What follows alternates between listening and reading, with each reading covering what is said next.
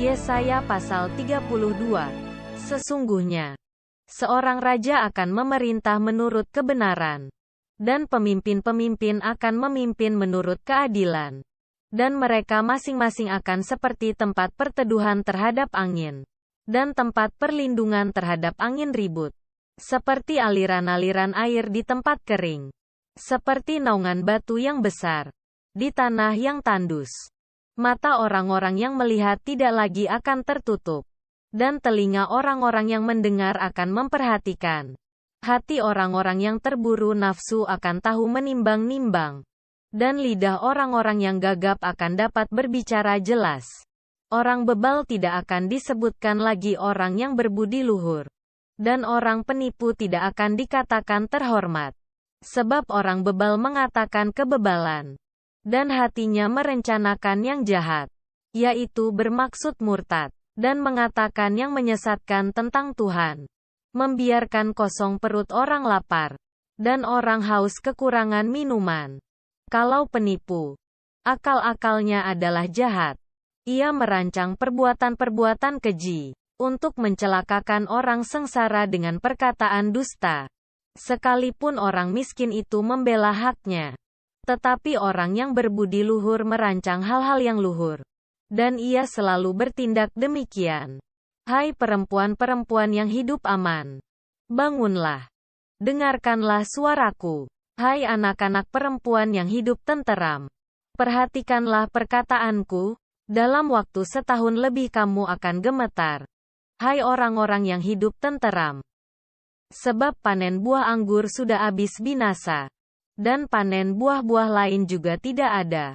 Gentarlah, hai perempuan-perempuan yang hidup aman. Gemetarlah, hai perempuan-perempuan yang hidup tenteram. Tanggalkanlah dan bukalah pakaianmu. Kenakanlah kain kabung pada pinggangmu. Ratapilah ladangmu yang permai, dan pohon anggurmu yang selalu berbuah lebat. Ratapilah tanah bangsaku yang ditumbuhi semak duri dan puteri malu. Bahkan juga segala rumahmu tempat bergirang-girang di kota yang penuh keriaan.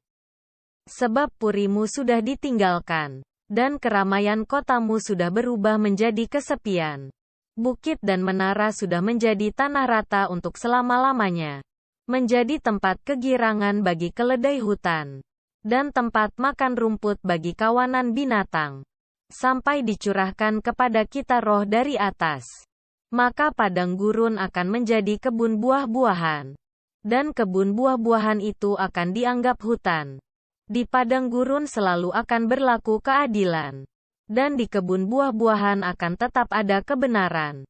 Di mana ada kebenaran di situ akan tumbuh damai sejahtera. Dan akibat kebenaran ialah ketenangan dan ketenteraman untuk selama-lamanya. Bangsaku akan diam di tempat yang damai, di tempat tinggal yang tenteram, di tempat peristirahatan yang aman. Hutan akan runtuh seluruhnya, dan kota akan direndahkan serendah-rendahnya.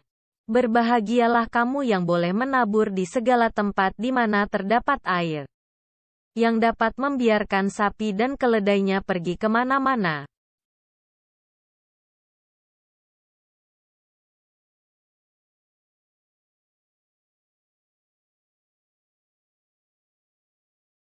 Shalom saudara-saudaraku yang kekasih di dalam Tuhan Yesus Kristus. Puji Tuhan kalau hari ini kita masih diberi kesempatan hidup dan dapat mempelajari firman Tuhan, Kompas Kehidupan dari Yesaya pasal ke-32.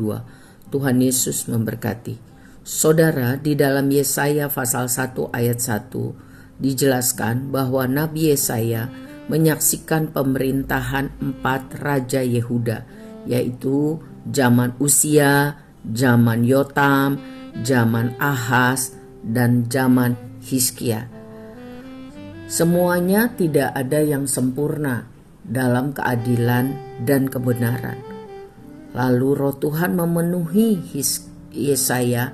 Dia mendapat penglihatan tentang munculnya seorang raja yang adil yang akan memerintah menurut kebenaran. Raja adil ini tidak seperti 4 raja yang dia lihat.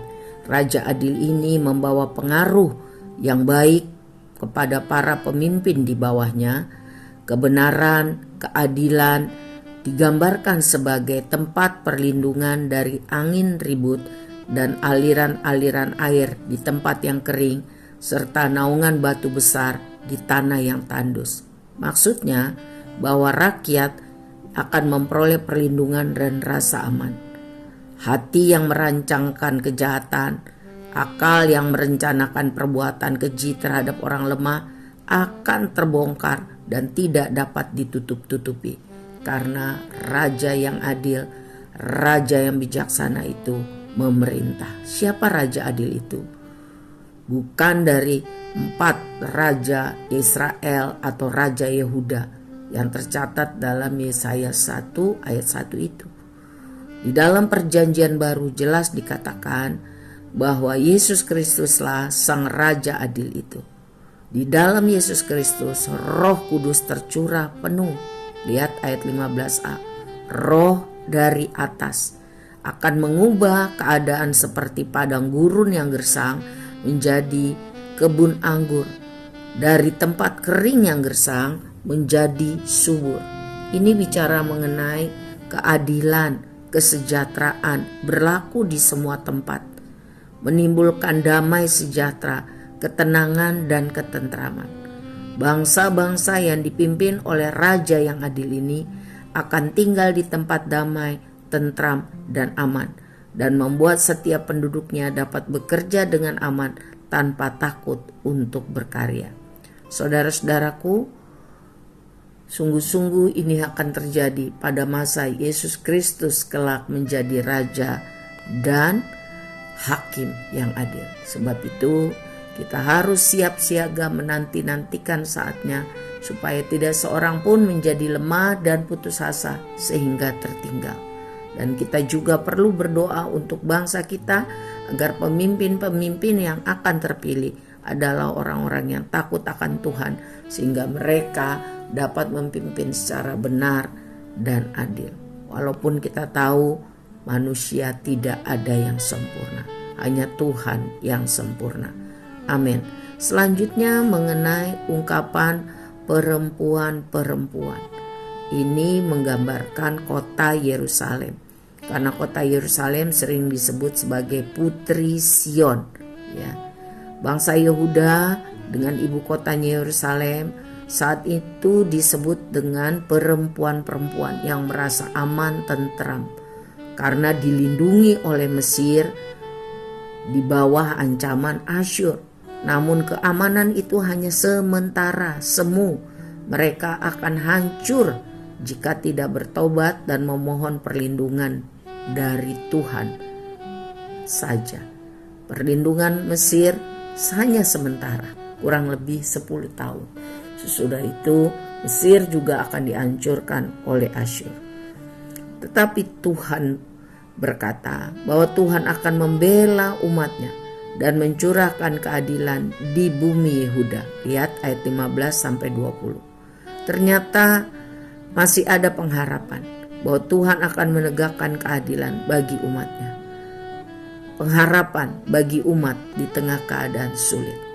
Tuhan Yesus baik, Dia selalu bertindak adil terhadap orang berdosa yang tidak mau bertobat. Dia akan menjatuhkan hukuman.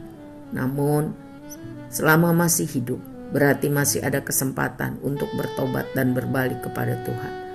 Sebab itu saudara, mari kita hidup sungguh-sungguh hormat takut akan Tuhan, supaya kita mengalami senantiasa Immanuel. Tuhan Yesus memberkati.